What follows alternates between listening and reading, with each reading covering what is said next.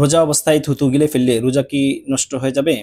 মুয়াজ্জিনের ভুল আজান বা রেডিও টিভির ঘোষণার ভিত্তিতে ইয়াকিন মনে করে ইফতার করে ফেলেছিল, কিন্তু পরে ভুল প্রমাণিত হয়েছে। এখন এই রোজার করণীয় কি? পরীক্ষায় ভালো রেজাল্টের উদ্দেশ্যে রোজা না রাখার হুকুম কি?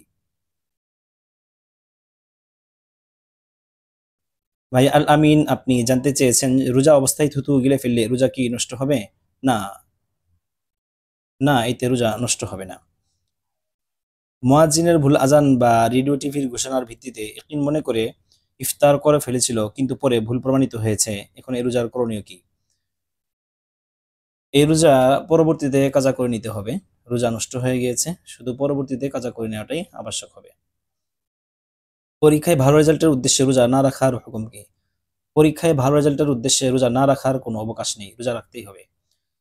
শরী উজর ছাড়া রোজা না রাখার কোনো অবকাশ নেই। শরী উজর বলতে যেমন অসুস্থতা, সফর বা বৃদ্ধ হলে রোজা না রাখার অবকাশ আছে, কিন্তু এছাড়া অন্য কোনো কারণে, শরী উজর ছাড়া অন্য কোনো কারণে রোজা না রাখার কোনো অবকাশ নেই।